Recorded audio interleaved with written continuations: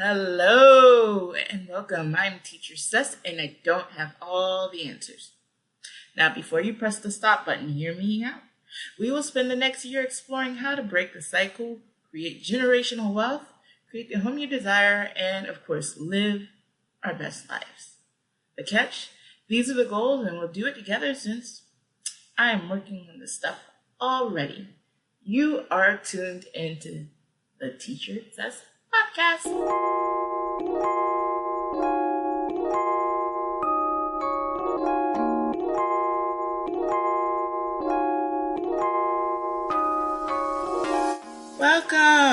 Welcome.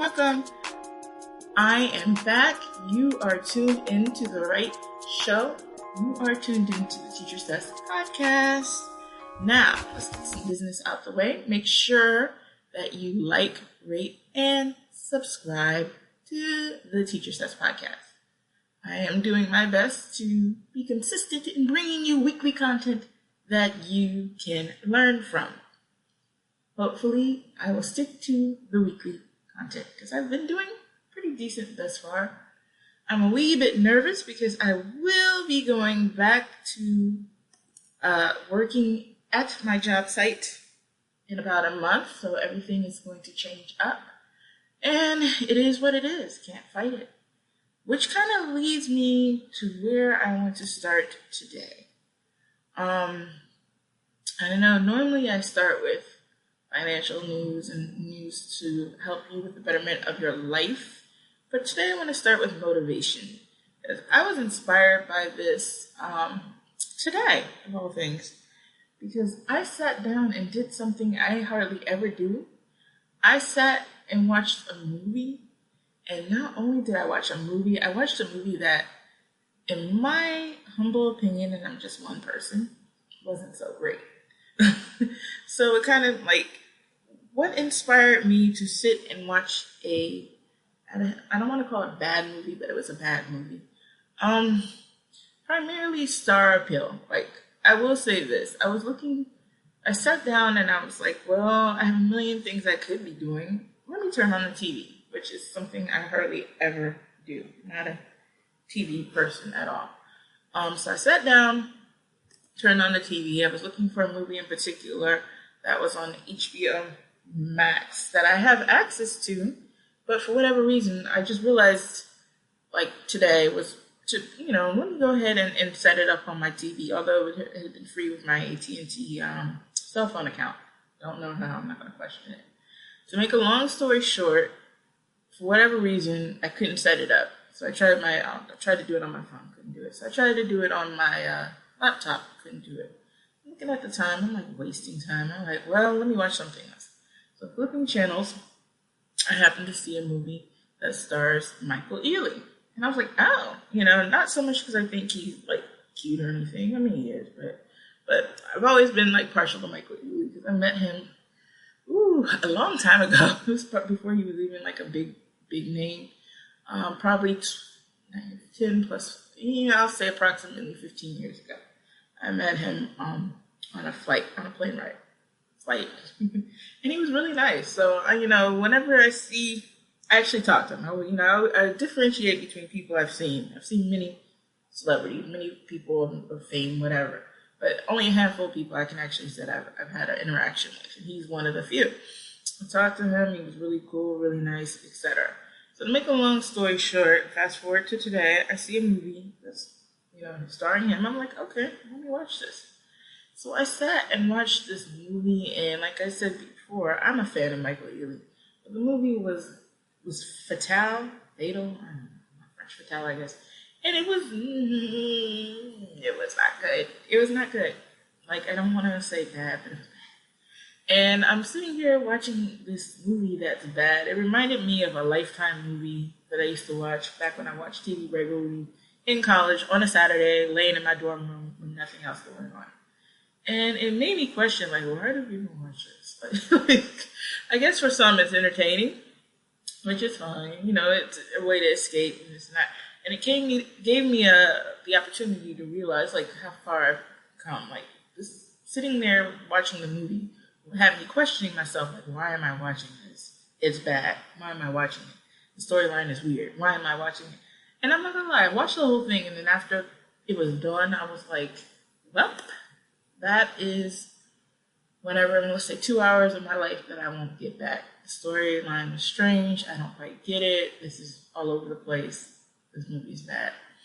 So it made me think about motivation, because within that 2 hours, I could have been doing something productive, like taping this episode or washing clothes, all the things that I normally do, I don't do, and it had me like, oh, okay. So I know, kind of piggybacking off of that, it makes me think about not only motivation, but people who spend a lot of their time being miserable. And I'm a pretty much happy person. I am who I am. I would never say I'm a miserable person. I like my alone time. I like my quiet time. I'm good. So I'm trying to think how to word this without giving away too much information. So on my not my Facebook, but on I wish it was my Facebook. I would be retired. But anyway, on Facebook, I go into a job-related group page, and I work for a pretty large organization. And on that job-related work page, there's a lot of complaints about things that are going on. And I get it. We're all, what is it?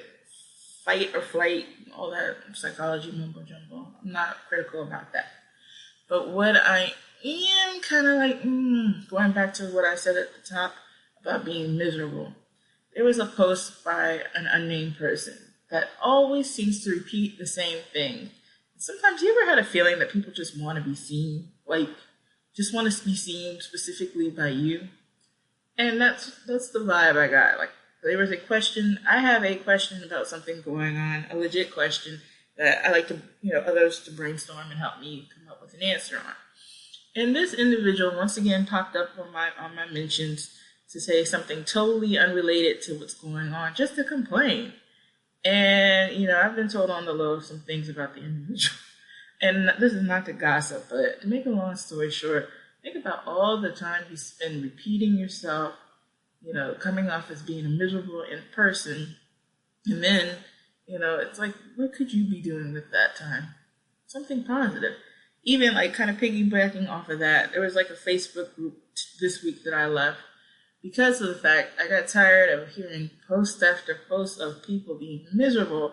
And then some posters, I'm convinced, are just not pathological, are liars. I cannot think of the word you want to use, but you know what I'm talking about. And it's like they post things just to get a dramatic reaction.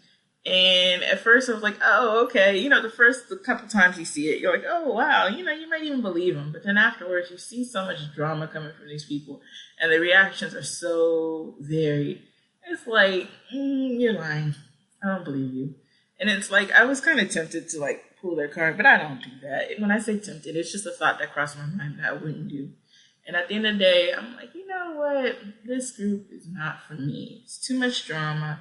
Too many people on here who are bored and have nothing else to do and making up things and lying, So I'm like, there's that. So, the plus side is like, growth. Like, I can't be surrounded by other people's drama. I mean, it's kind of fun to read at first, but then when you see the same old people bringing up the same old things, you start thinking about all the stuff that they could be doing other than just being drawn in by drama. Like the same individuals who just sit around and watch Bravo, No Judgment, and VH1 reality shows all day, which I used to do that too, I'm not gonna lie. But then, I'm not gonna lie, I was kind of forbidden. I won't say forbidden, you can't really tell me what to do, but it was pointed out to me that it was dumb. And at first I was like, no, it's not. This was, when I'm saying this, it's years ago, not anytime recent, but probably 10, 11 years ago. And I'm like, it's not dumb. I like this show. And then, after a while, I'm like, you know what? Yeah, it's kind of dumb. To quote the incomparable David Blake. Oh, David Blake didn't say it. Yes, he did. If it don't make dollars, it doesn't make sense.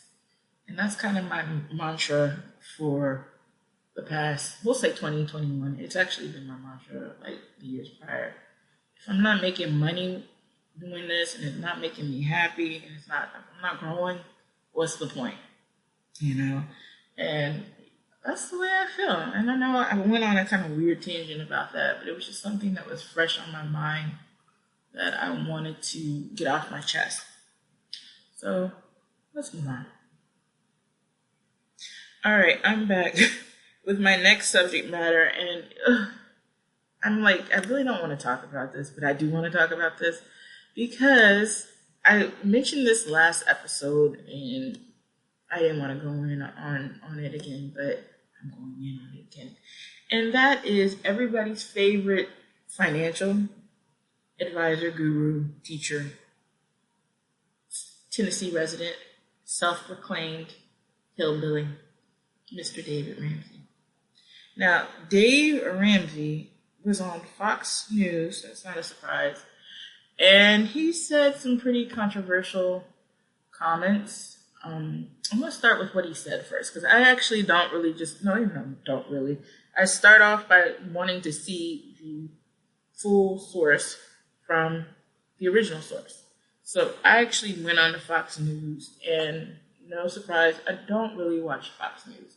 I'm a little familiar with the website, because I like to see all sides of the matter, and I'm not, but during the election, I went on Fox News just to read what the opposing side was saying.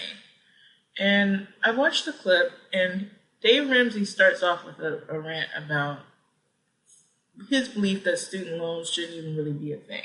Like, he doesn't believe in student loans. And I'm like, we're all entitled to our opinion, okay, I guess. But to deny student loans is denying a lot of people an education who don't have his gazelle-like intensity going, kind of piggybacking off the motivation thing that I mentioned prior, and need that money to pay for college. I was lucky enough where undergrad was handled, but I had to pay for grad school on my own. Now, I realized rewind. Actually, no. Before even grad school, I had to go back to school, get teaching certification, so I paid for that too. Now, knowing what I know now, almost 20 years later, would I have done it differently? Definitely. However, being 22 years old, not knowing what I was doing, I financed it and all this other stuff, and I could have did it a whole lot different. I'm not even going to get into the chicken-headed things I did with my overflow of financial aid funds. They gave me too much, and the smart thing to do would have been to give it back. Read the smart thing to do would have been. So, hint, hint. So in any case, I'm like, wow, Dave, you're really going in on this whole student loan thing. So I can't say I'm blown away by what he said, because I'm at this point, I'm no Dave. Dave is knocking on the door. You hear that? Knocking on the door of retirement, and Dave does not give a you-know-what at this point. He's going to say whatever the hell he wants to say. And I'm like, okay, you said what you said. So then what other portion of Dave, he's going in, I don't know the Fox News anchor people, and they're, oh, Dave, you're so funny, whatever. And the second portion of what he mentioned was in regard to the stimulus check. And he said, I don't know if I have the direct quote, because I made a blog about, here we go. If $600 or $1,200 changes your life, you are screwed already. Okay, that's his proclamation. And I'm like, Dave, can't you just pretend to like the people? Because what if, I guess he wouldn't offend his base. Dave has a cult-like following, so it can be kind of weird, to be honest. And if you go on his message boards on Facebook, and full disclosure, I think I've glanced at one once, and they were just too much for me. You can see that Dave, they will sell their children to get out of debt from, because Dave said to do it. And I think I've shared before, the advice he gives on the show, especially pertaining to personal issues, is horrible. Even lately, and I think I've mentioned before, I listen to Dave Ramsey weekly. I'm not going to say I listen all the time, but there's nothing else going on. But I primarily listen because he annoys me. If that makes any sense, it's weird, but I know. And I know this week or recently, he gave the advice to a woman who has a cross-dressing husband. It wasn't him. It was like Dr. Theloni or one of his sidekicks. And, I was like, what are they going to say with this one? Like, like with their conservative values, I thought they were going to say, like, get out immediately, run. But they were actually like, if he's not willing to change, give us, basically leave him, etc. So it wasn't as horrible as advice as I normally would hear on the show. But, time and time again, I've heard terrible personal advice. I know I've mentioned several times the advice he gave to the woman who was like in her early 30s, whose husband got tired of her, and he was like, you're divorced, you have enough time to get remarried. Oh, that just rubbed me the wrong way. So that's the one I always go to when I talk about his terrible advice. And then I know, I keep it very transparent. I'm at the beginning of my journey when it comes to finances. So I've heard people who know far more than me mention his financing advice. His advice on retirement is terrible, especially to stop contributing to your retirement fund when you get out of debt. So I've been following, I should say, because I don't really 100% follow his advice, to Dave Ramsey since probably maybe 2014, 2016. That seems about the time. And at first I was just enamored. I'm like, everything he says, wow.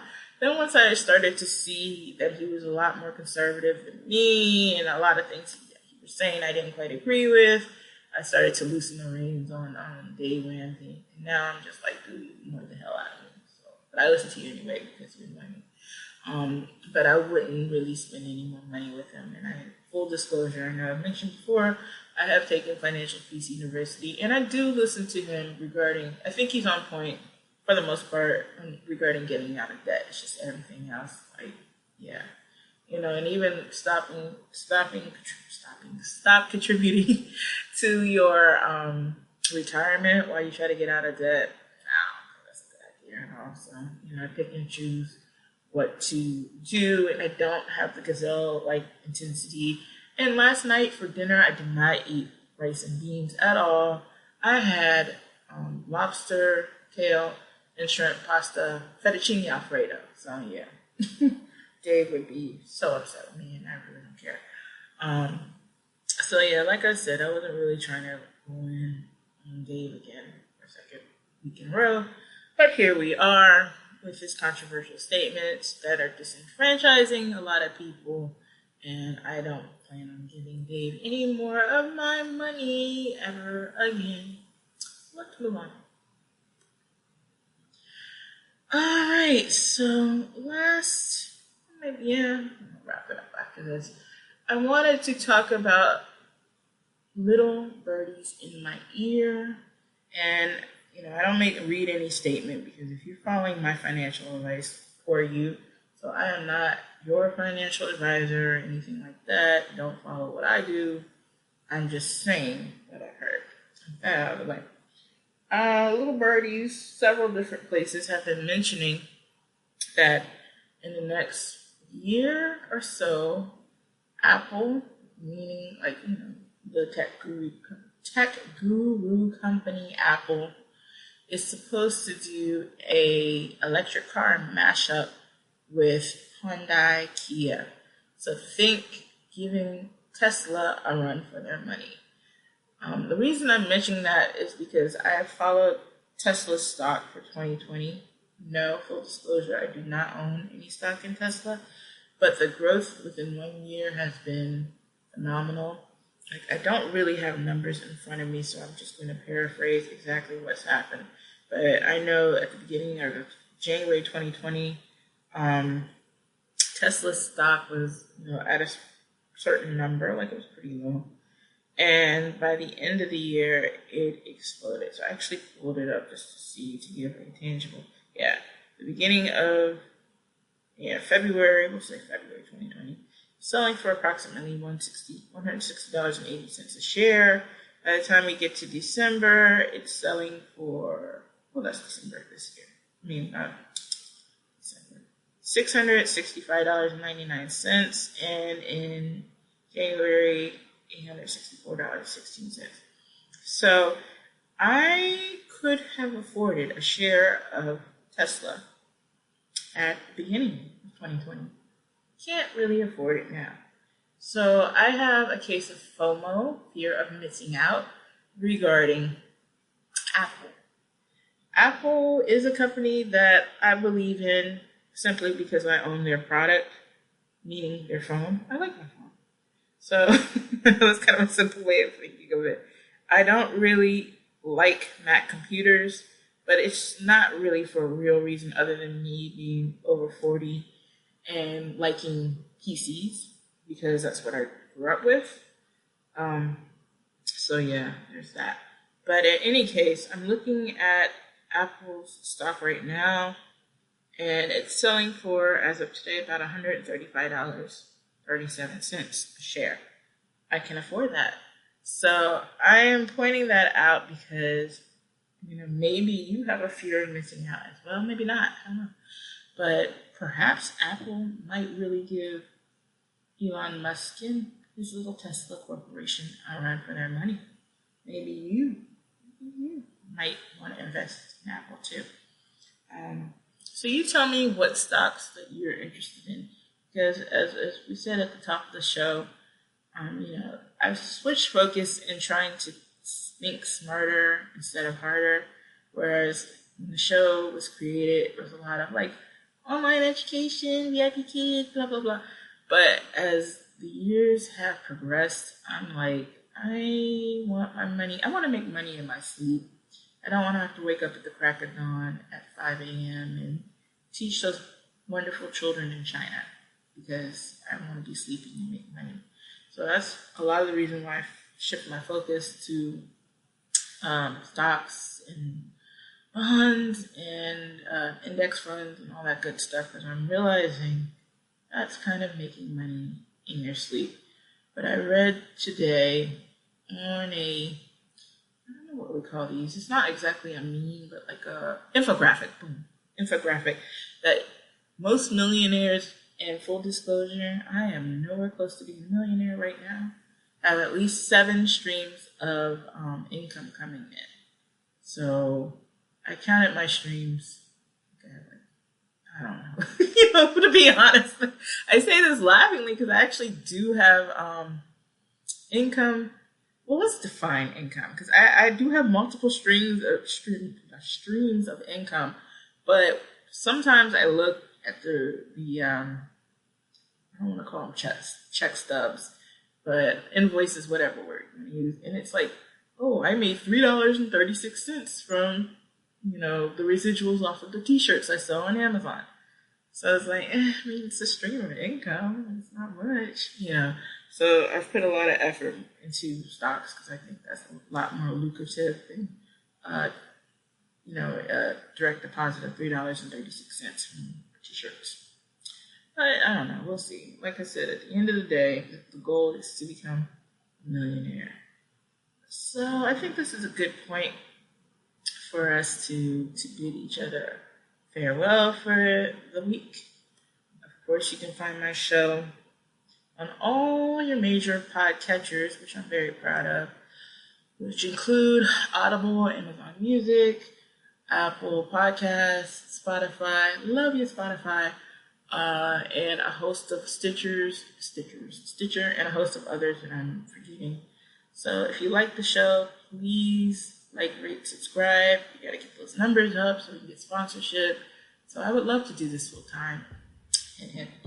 And that's it for this week. So you have a fantastic week.